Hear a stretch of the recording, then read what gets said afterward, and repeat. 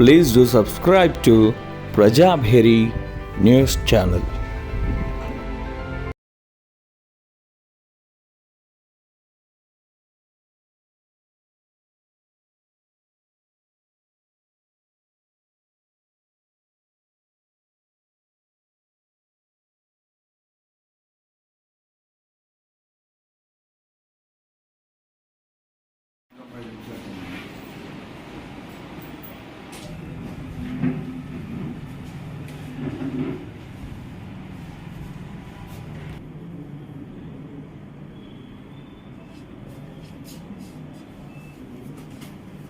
అందరికీ నమస్కారం.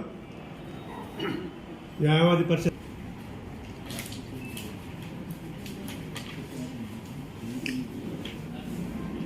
గురుచరణ్ గారి నేటి స్పీకర్ని పరిచయం చేసే ప్రయత్నం చేస్తాం. రిటైర్డ్గా ప్రిన్సిపాల్గా రిటైర్ కావడం అనేది 2016లో. ఆ తర్వాత రాష్ట్రీయ స్వయం సేవక్ సంఘ్ జిల్లా సంఘచాలక్ అంటే మరి అధ్యక్షుడిగా కొనసాగుతున్నారు. మన కార్యక్రమానికి గెస్ట్ స్పీకర్గా రావడం జరిగింది. అటువైపు ఉన్నవారు న్యాయవాది పరిషత్ జిల్లా అధ్యక్షులు బండారు కృష్ణ గారు, అనేక సంవత్సరాలు మన బార్ అసోసియేషన్లో ప్రాక్టీస్ చేస్తూ ఉన్నారు. అటువైపు ఉన్నవారు మన దేవిదాస్ చాందా గారు, మన నిజామాబాద్ బార్ అసోసియేషన్ అధ్యక్షుడు.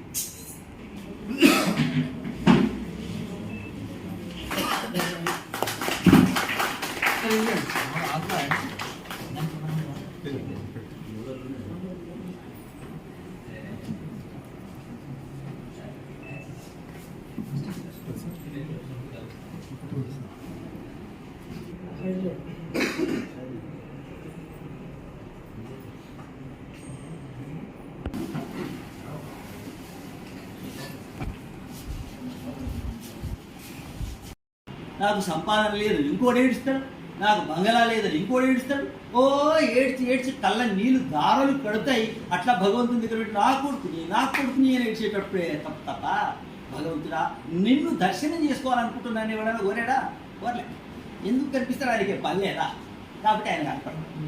అట్లా కోరితే భగవంతుడు తప్ప నాకు ఇంకేమీ అక్కర్లేదని కోరితే అప్పుడు ప్రత్యక్షం అవుతాడని చెప్పాడు. కానీ నమ్మకం కలగలే ఆయనకి. సరే ఇట్లానే వస్తున్నాడు పోతున్నాడు, మధ్య మధ్యన స్నేహితులతో సంబంధాలు దిగిపోయినాయి. మెల్లిమెల్లిగా ఆయన అంతరం కూడా రామకృష్ణ పరమహంస వైపు తగలడం మొదలుపెట్టాడు. స్నేహితులకు అందరికీ పిచ్చి పట్టిందరే, ఏంది వీడు ఎంత మంచిగా ఉండే, బాగా ఆడుకుంటుండే మాతోని. అన్నీ మీరేం చేస్తున్నాడు, నేను చచ్చిపోతా, మా అమ్మ నాన్న ఉన్నారు ఇంటికాడ అన్నట్టు ఆయన. అంటే ఒక్కసారి అట్లా అనగానే మళ్ళీ కాల్ తీసేసిన తర్వాత ఆయన ఒక శక్తి, అంటే రామకృష్ణ పరమహంస వద్ద ఉండేటటువంటి దేవి అనుగ్రహానికి సంబంధించిన కారణంగా ఏదైతే శక్తి ఉందో దాని ప్రసారం ఇది జరిగి అప్పటి వల్లకి ఆయనకు ఒక నమ్మకం కుదిరింది. రామకృష్ణ పరమహంసను నేను గురువుగా ఎంచుకుంటానని చెప్పేసి అంతవరకు పరీక్షించిన వాడు. కాబట్టి తర్వాత అమ్మవారు ఆయన దర్శనం ఇందాక చాలా రెగ్యులర్గా అక్కడికి పోవడం జరిగింది. ఈ విధంగా ఒక గురువుని ఎన్నుకున్నాడు. గురువుగా శిష్యురాలు ఎన్నుకున్నాడు అంటే మొంబాసా అనేటటువంటి ఒక ఓడ లండన్ నుంచి భారతదేశం వస్తుందట.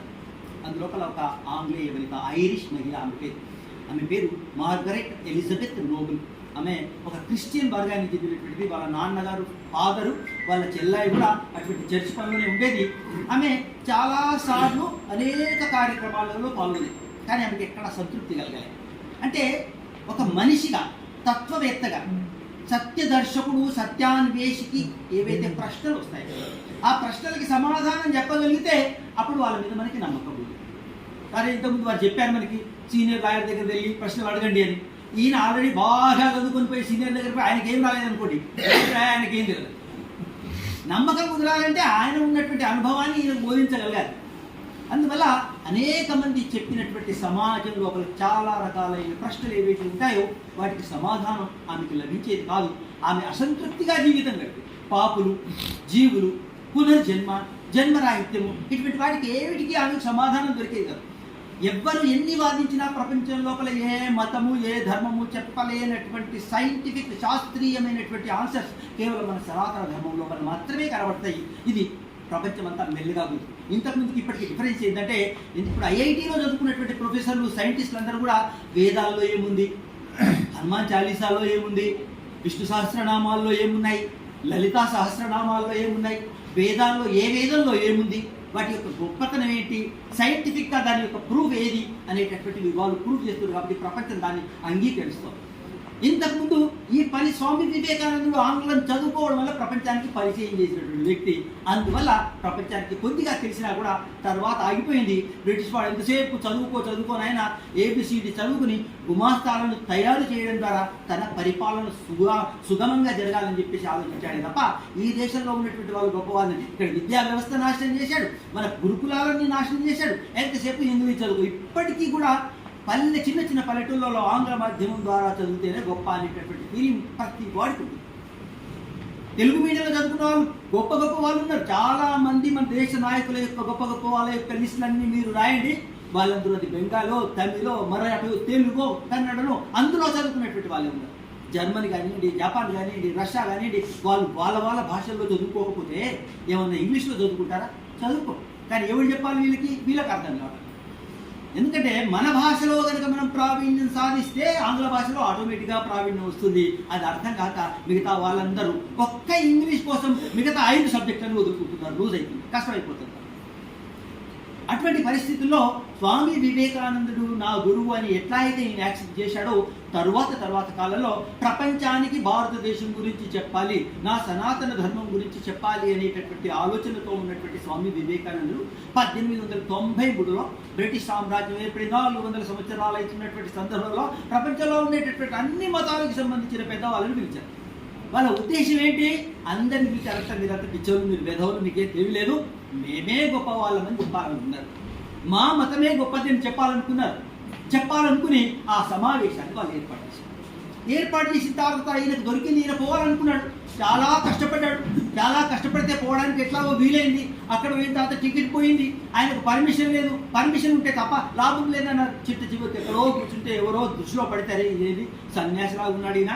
అందరూ ఆయన యొక్క డ్రెస్ను మోకరీ చేస్తుంటే, అపహాస్యం హేళన చేస్తుంటే ఆయన ఒక మాత్రం ఆయనకు సహాయపడింది. ఒక ఉత్తరం రాసిచ్చింది నిర్వాహకుడికి. ఏంటంటే, మన అమెరికాలో ఉండేటటువంటి అందరూ యూనివర్సిటీల్లోని ప్రొఫెసర్లకు ఉన్నంత జ్ఞానం కన్నా ఎక్కువ కలిగినటువంటి వ్యక్తి ఇక్కడ ఉన్నాడు ఈయన. ఒక్కటే వాక్యం, అందరు ప్రొఫెసర్ల కన్నా ఎక్కువ జ్ఞానం కలిగినటువంటి వ్యక్తికి అవకాశం ఇవ్వండి అని మొత్తానికి ఏదో విధంగా సాధించి అక్కడ చికాగోలో జరిగినటువంటి సర్వమత సమ్మేళనం ఏదైతే ఉందో దానిలో పోతే 3 నిమిషాలు మాత్రమే మీకు అవకాశం ఇస్తామని చెప్పేసి మాట్లాడారు. స్వామి వివేకానంద అప్పటి వరకు ఎక్కడా మాట్లాడలే, భయపడ్డాడు బాగా. ఇప్పుడు